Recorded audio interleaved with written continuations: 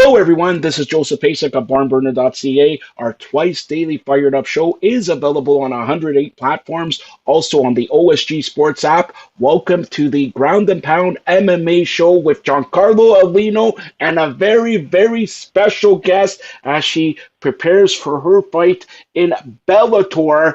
Giancarlo, you want to tell everybody who we got on here? Yeah, we got our special guest here, Valerie Loureda, who will be making her debut at Bellator 216. Valerie, how you doing? Hi, everyone. Nice to meet you. I'm so excited to be on the phone with you guys. Yeah, Val, you're 20 years old. You train for an American top team. What does it feel like to be in like the big leagues in Bellator and walking out to the octagon for your first professional big league fight there? Honestly, I'm so excited. This is a moment I've been waiting for since I was a little girl. And I know deep in my heart that this is the moment that I'm going to shine and the world will finally be able to meet me. This is what I've been working for my whole life. Yeah, Valerie, I want to just give our listeners a better chance to get you to know you better. Done some research on you. You're a fourth Dan black belt in Taekwondo. Correct me if I'm wrong. And, you've been doing that. Yeah, you've been doing that since a young age. What made you want to transition into MMA, and how do you feel your Taekwondo background has helped you out in that transition? Well, honestly, I love Taekwondo, and I'm very loyal to my martial art, and I believe in it. And I did fight. Grew up. My dad has had a school since 1985, so growing up, I grew with that real Taekwondo style, and then I did start competing on a world class level with Taekwondo, which was very different. It's more point style, very electronic. I was excelling in it as well because I've been doing this since I was young, but I wasn't excelling as much as I know I should be because of my style in Taekwondo. And just when I saw MMA on the TV for the first time, I looked at the people next to me, I was like, I could do that. I could use Taekwondo. I could win doing this. I could be recognized as a Taekwondo martial artist in the octagon, in the cage, and that's where really it was born. And I had a fight in Las Vegas, my last one with Taekwondo, and I fought this girl, and I had kicked her on the stomach, and she had beat me because the sensor tapped my stomach that I had broken her rib, and I was ready to finish the fight. And that's when I looked at myself, and I told myself, Valerie, there's more out there for you. You can do bigger things right now, and you could be really an ambassador for Taekwondo with mixed martial arts. Okay, let's talk about your opponent for Bellator. Take us through what you have to do to be victorious against your opponent. What I know about Colby is that she's very tough. She has more MMA experience than I do, but I've been doing this my whole life. I've been fighting my whole life, and I know she's tall and she has very good Muay Thai style, so I'm very excited to expose the way that I use my Taekwondo skills to outstrike her. Okay, and when you sort of get into the big leagues of MMA with Bellator and UFC, who do you sort of give the fans a brief description of you? Who do you model yourself after? So Stephen Thompson has a very nice style. He's karate based.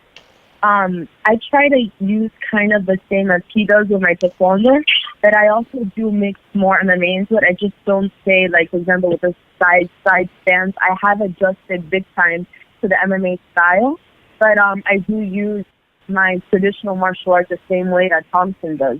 Giancarlo? Yeah, and Valerie, you're currently training with American Top Team. They've got some of the best fighters in the world over there. Can you take us through what a regular day is like for you in terms of preparing for this fight, and what are some of the who are some of the people actually that you've been working with the most?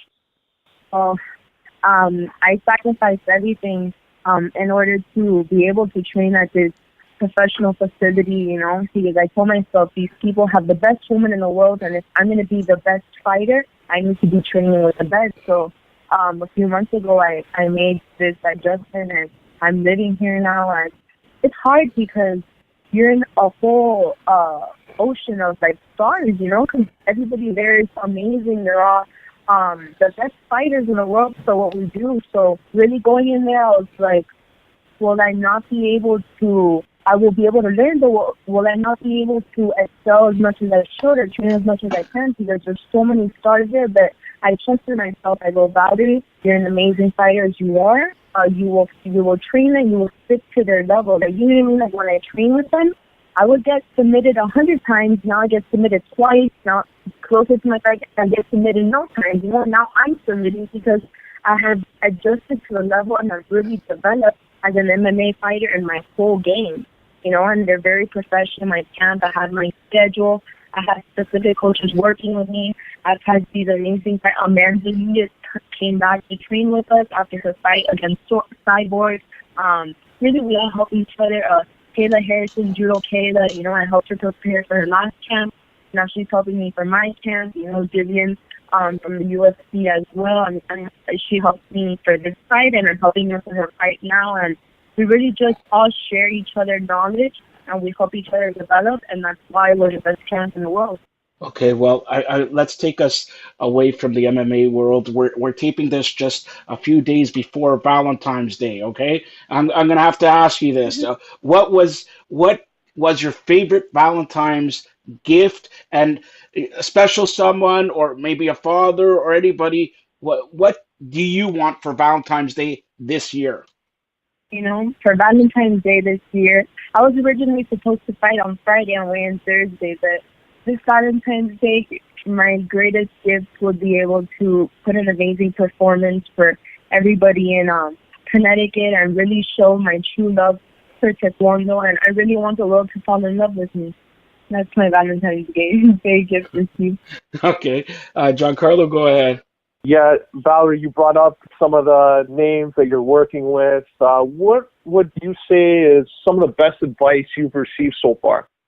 The best advice, you know, I always ask these fighters, so what do you do? Do you just go in and try to knock out in the first round, or are you cautious? And you know, one of the best advice I've gotten is, Valerie, you're a very aggressive fighter. Be yourself, stay true to your style, and when you see the opportunity, don't let it go. You know, don't lose that opportunity, because you don't know if you're going to get it again. And that really stuck with me, and I'm really going to take that into my next fight, and I'm really trying to go for that first round finish this fight. And so let's say this fight, what do you learn from every fight you take from now on? Do you learn, like, obviously you want to win and everything, but when you fight on opposition, like you're fighting at Bellator, and the next fight, do you want to, obviously everybody wants to go into main event status and win titles and everything like that, but do you personally to take, okay, in this fight I want to work on my ground game, in the next fight I want to work on my stand-up game? Well, for me, I am a very hard critic on myself, so every fight I go in there expecting the worst, and I train in failure in order to be able to sustain myself in that position if it happens in a fight. So this camp, I know she's a striker as well, like me, but I've been working on my ground game more than anyone could imagine, not just physically but mentally as well, constantly drilling in my head, constantly drilling with these fighters, really perfecting the way they get up, perfecting different submissions that I'm very good at. So every fight, I think that I really just learn and evolve, number one, in the sense that of more techniques that I could use in a fight when I did good, correcting my mistakes, but as well, how much Taekwondo really does work in a fight, you know, and I just learn that more and more, and I'm sure of myself and my style after every fight. Okay, close it out, Giancarlo. Yeah, Valerie, so this fight that you're in now with Colby Fletcher, if you come out on top in this, you've seen some women and men that after they win their fight and their debut, that maybe they try to go up a weight class or go down and see what weight they're really comfortable in. Are you comfortable with yourself at flyweight, or would you experiment maybe with going up or down in weight? No, I'm extremely comfortable with myself at flyweight. That's the perfect weight for me right now. I make this weight. I come down a lot to make this weight because I am a very strong my body structures. I've always been like that, just very strong like my father. And actually Taekwondo, I used to fight really high weight classes. I used to fight 147 pounds in Taekwondo, 136. And when I started MMA, I go, no, Valerie, you're going to be the best in the world in the sport. You're going to drop to 125 pounds. And that's exactly what I did and I've done. And I'm very close to my weight right now. I've been more disciplined than I've ever been in my life. Because the biggest moment that's coming in my career. And I'm just excited to be in the best shape of my life. And that's it. All right, Valerie, tell everybody how they can reach you social media-wise. You can follow me on Instagram, Valerie Loureda, Twitter, Valerie Loureda, I think with 2 A's, Snapchat, Valerie Loureda, Facebook, Valerie Loureda. Yes. Okay. All social media platforms. On all social media platforms. That's Valerie Loureda, and you can watch her victorious on Bellator 216. It's going to be a great, great night. Thank you, Valerie. Thank you guys. It means so much to me.